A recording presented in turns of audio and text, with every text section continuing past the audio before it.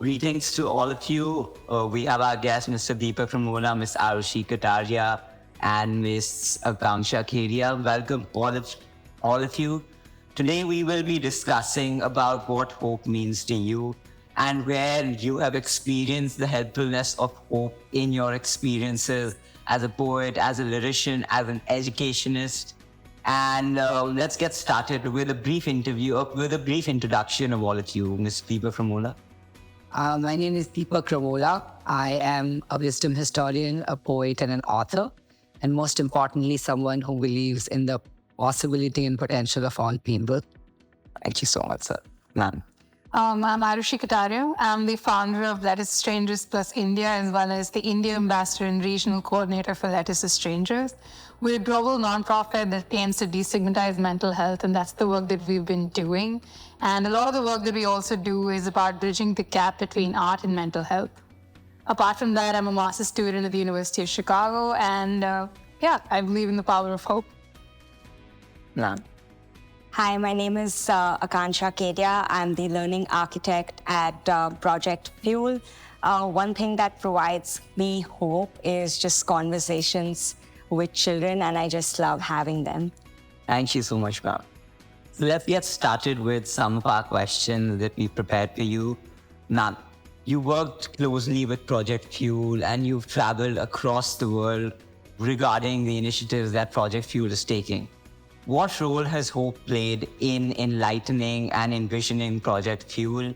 And how have the experiences, how have your experiences during Project Fuel in the field of creativity, and how have they helped you live out your passion to build spaces for creative expression and inclusion?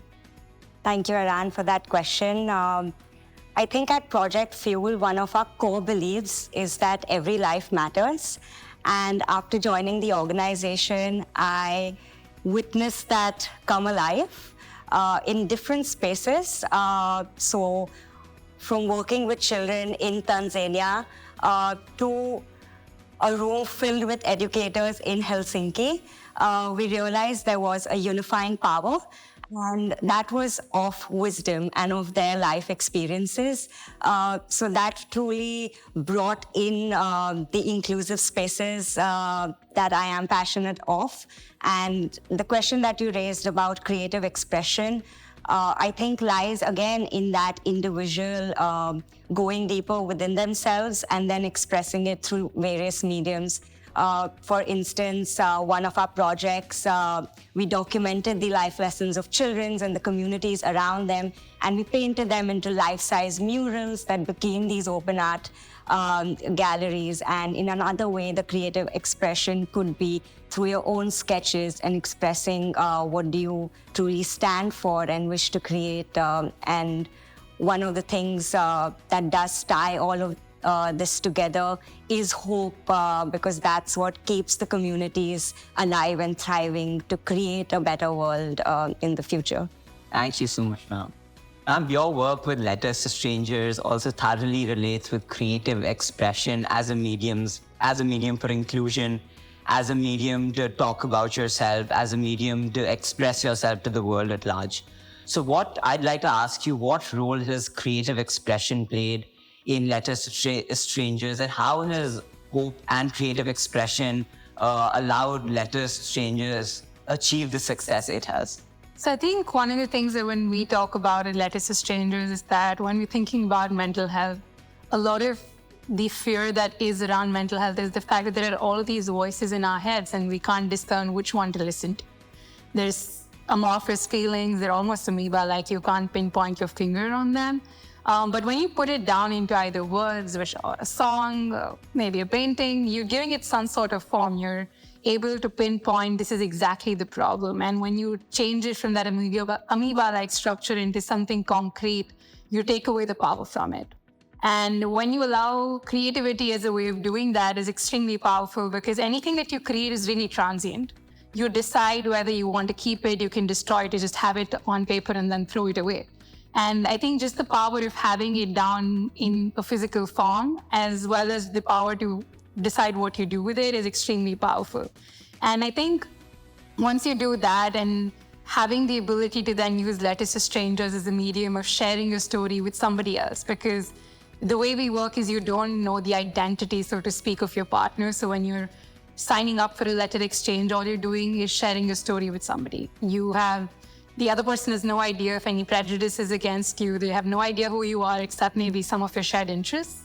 And you are given this space of complete empathy, vulnerability that just fosters understanding between two people. And I think that's where the hope comes in, that, there is somebody on the other side who's willing to listen to you. And your creativity and your ability to put things down onto paper is playing a key role in how well you're understood. I think that's beautiful, ma'am. I think the whole concept of letters to strangers being a judgment-free platform for you to talk about, things that concern you, things that are private to you, in a manner that can address the public at large, in a manner that you can receive a reaction, a response that actually helps you through the process of your mental health concerns, whatever they may be. So, in fact, I read a lot about you, and I think creativity has played a major role in some things you've done as a poet, as a public speaker, as a lyricist. So could you walk us through how creativity and hope have inspired you to persevere and take position in so many roles across the past few years? I think creativity for me is a dance between connection and distraction, and allowing oneself to feel what is it that you're connected to and what is it that distracts you from whatever it is.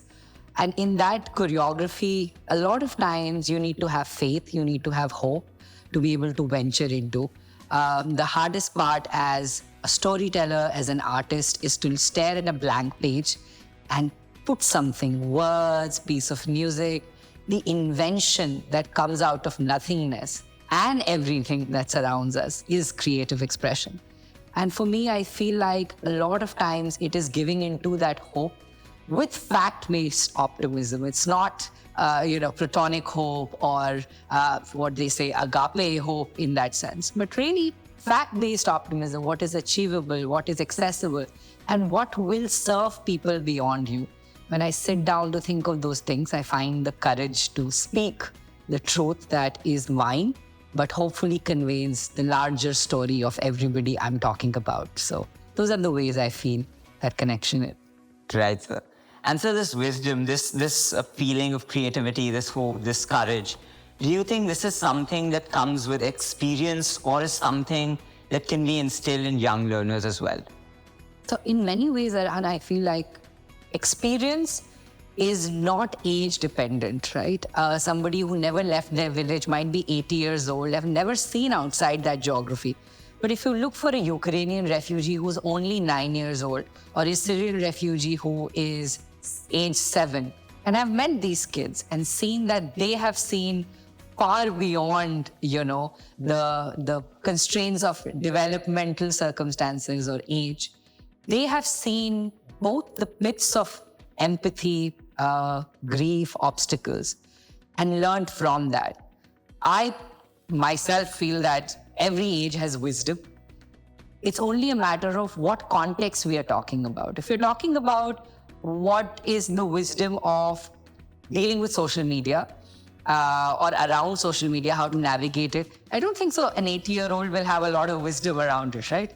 Young kids will have. So the moment we contextualize in what context are we talking about wisdom, we can see that everybody has value. The folk way of addressing it is to say only older people have wisdom because age is a proxy for experience. But as you are a great proof, your people your age, this generation is a great proof that anybody who's willing to open themselves up to perspectives beyond themselves is capable of learning and passing wisdom. So, thank you, sir. I think that's a brilliant way of looking at experience in relation to age and how that factors in for IB learners, young IB learners. And today I'd like to ask the three of you, based on your personal experiences in your domains, what would be your advice for young learners who would like to look at things through different perspectives and actually be effective policy change makers? Ma'am, we'll start with you. Sure. I would just like to share this with all the young change makers to shift the spotlight. And I would like them to shift the spotlight on two things. One is often the spotlight is on the solution that we want to create and bring into this world. But if we can shift that from the solution to the problem that we deeply care about and something that hurts our heart and we want to work towards. And the second is if we can shift the spotlight from the innovation, the idea that we are chasing and working towards our own selves, and just pay attention to our own well-being and the innovator, the change maker that is behind the change that we hope to create. Thank you so much, ma'am. I think, to me, just through my work at Letters to Strangers and in mental health advocacy, the thing that stands out to me is that we often want to help others, but we forget that we can't do that unless we have energy left within ourselves, that we can't give from a pot that's empty. And every single day, the first thing most of us do is we make this long laundry list of things that we need to do. And I think the best words of advice that I received when I started working in this space was whenever you make this list, always remember that you need to put taking care of yourself on that list too, because if you don't take care of yourself, at some point you will run out of energy, you will burn out. And at that point, you wouldn't be able to do what you wanted to do. And if the sole purpose of doing the work that we're doing is that the conditions that probably necessitate our work don't come back again, we need to look after ourselves too. So not forgetting yourself in the equation when you're helping others. I personally relate to that a lot because, as you said, the first thing I do every morning or maybe the night before is write down like an exhaustive list of things that I need to do. And almost always I intentionally add things that honestly aren't as important, honestly aren't a priority, but something that I just want to overwhelm myself with. And I think what you said makes complete sense and is personally something I completely would echo. Because I think, the fact that taking care of yourself first, as you said, ma'am, you can't give from an empty pot. And we need to make sure that we ask ourselves, we're completely fulfilled before ensure that we don't burn out and make sure that we're giving our best in a manner that is sustainable. So, I believe that your talent is not your gift, it's your responsibility. And as young people start to accept that responsibility, they will take action. They will be the ambassadors of movements that they care about, whether it's climate change, whether it's bullying.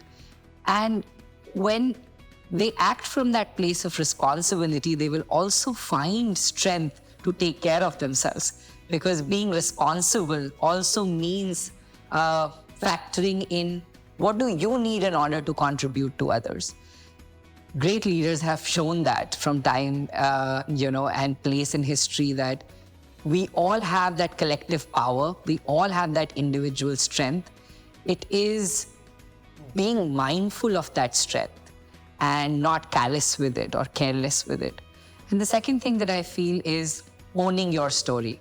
There is no great leader I have seen in the world or any great change maker who doesn't have a deep ocean of self-love within them.